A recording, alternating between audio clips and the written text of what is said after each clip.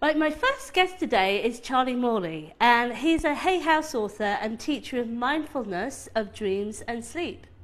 He takes a holistic approach to lucid dreaming within the context of Tibetan Buddhism. His first book with Hay House is called Dreams of Awakening. Hello, Charlie, and welcome to the show. Hey, how's it going? Yeah, I'm good. I'm good. Great to meet you. And so I guess the first question is, what exactly is lucid dreaming? Lucid dreaming is the art of learning to become conscious within your dreams.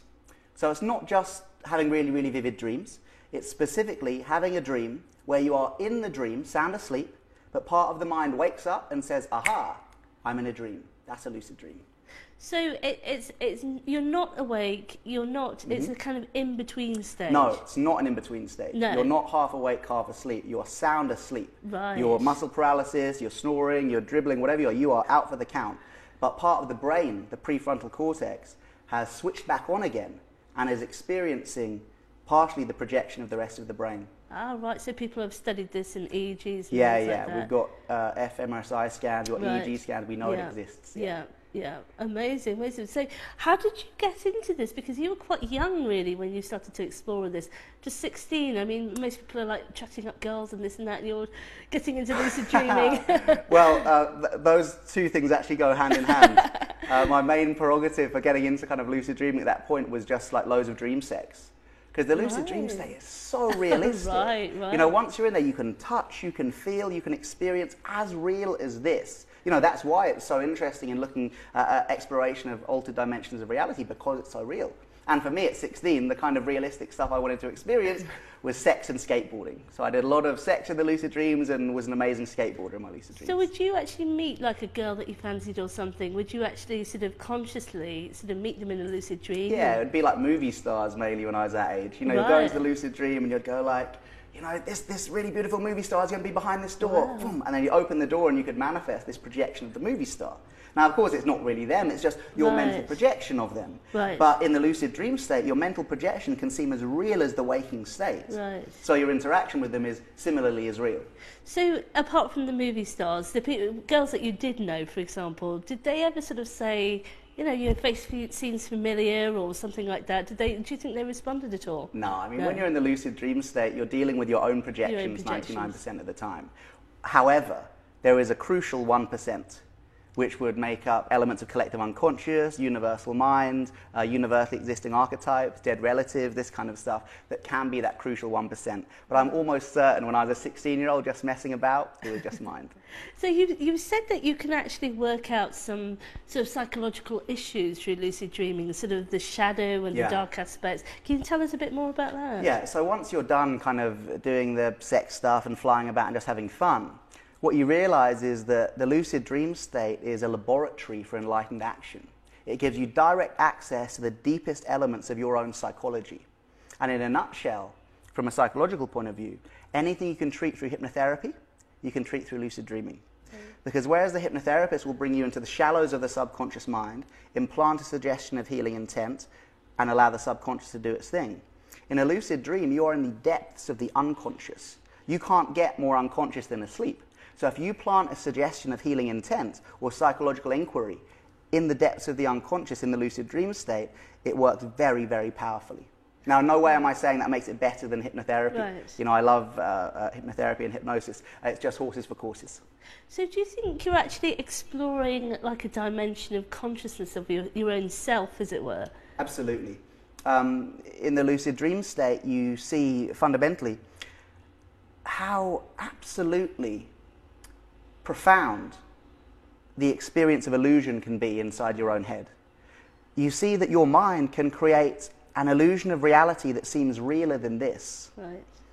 So when you wake up, it calls into question your experience of this reality. Because you think, well, if in my lucid dream last night I was talking to you on this sofa and I touched this sofa and it felt as real as this, then right now when I touch it and it feels as real life, it calls into question, what's the difference? Yeah. And that becomes a very interesting line of psychological inquiry. So how have you resolved that? I mean, what do you think is more real? Do you think what we call physical reality, or do you think the lucid dream world is more real? you know, then we call into question what is real, what is reality. Yeah. I mean, is real our experiential interaction with the world around us? In that case, the lucid dream state is just as real as the waking state. In fact, it is an internal reality, it just shifts on different laws. And within Tibetan Buddhism, which is of course the context in which I teach this stuff, our exploration of the lucid dream state and training to work with and influence the laws of physics within the seeming laws of physics within the dream state is used as a preparation for this state, for the ultimate experience of lucid living, to wake up and see the dreamlike nature of this, to see, aha, perhaps this is just as created by my mind as the lucid dream state. And because of that, perhaps when I meet a new person in this dream, I should treat them with exactly the same kindness and compassion that I treat the characters in my dream. Because, of course, the characters in my dream, I know they're me. So I'd never be mean or cruel or violent to anything in my dream, in the lucid dream. Because it'd be like shooting yourself in the foot. Yeah. So if we could wake up in this dream state and explore this waking reality, compassion would arise spontaneously. So it's actually teaching you that all is one, and that's the ultimate reality. Yeah. So whatever happens to something in your lucid dream, you're actually dealing with an aspect of yourself.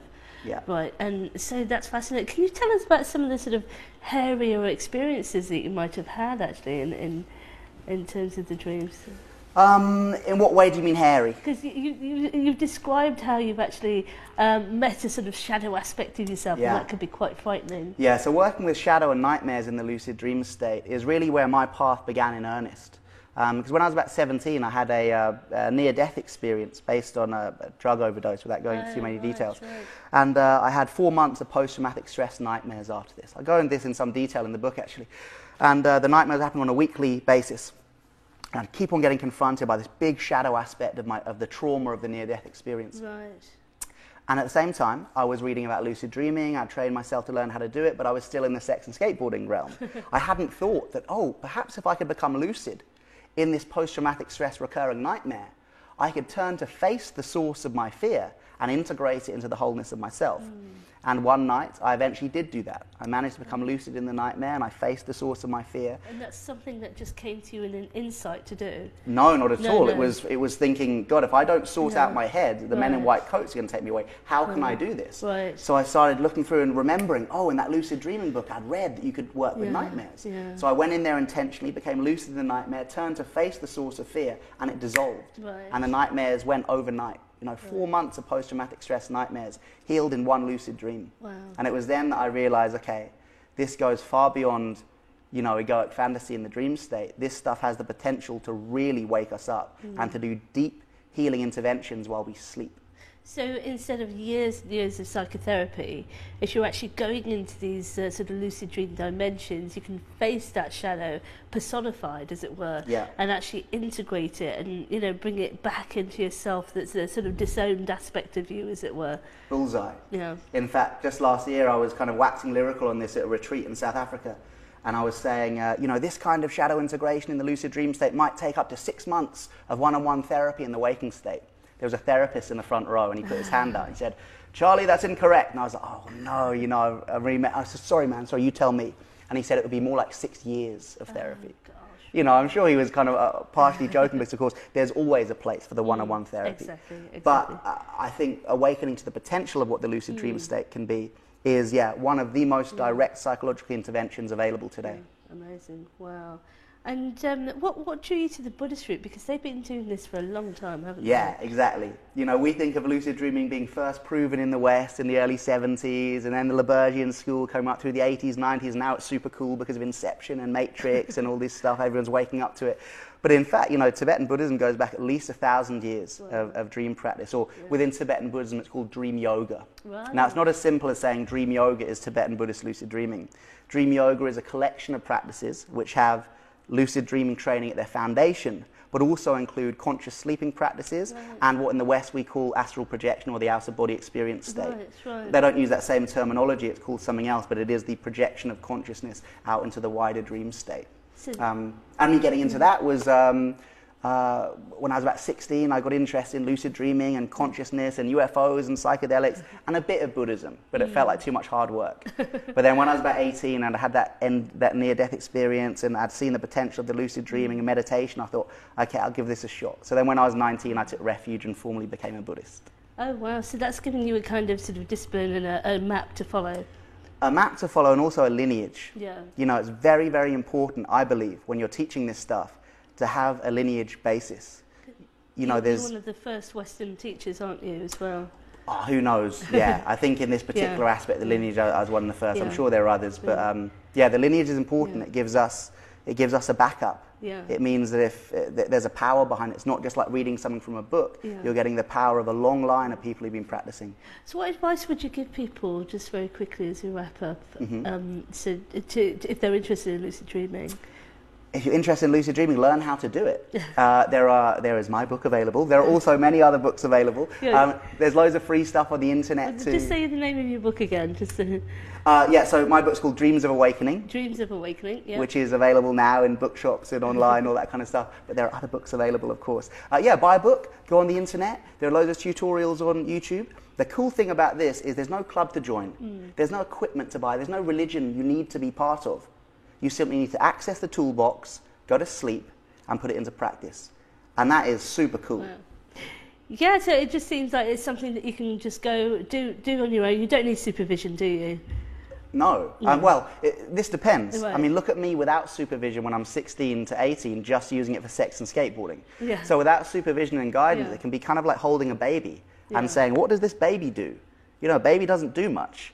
But nurture that baby and you might be holding the next Gandhi in your arms. Wow. The same with lucid dreaming. Wow. Nurture that, learn how to make it grow through other people, through teachers, through workshops, through the community, and you could have something very, very powerful in your hands. So it's a really, really powerful tool to kind of start this awakening and has been sort of scientifically studied as well. We'll be going into I try and make sure that everything in my book and in my workshops always comes from three perspectives.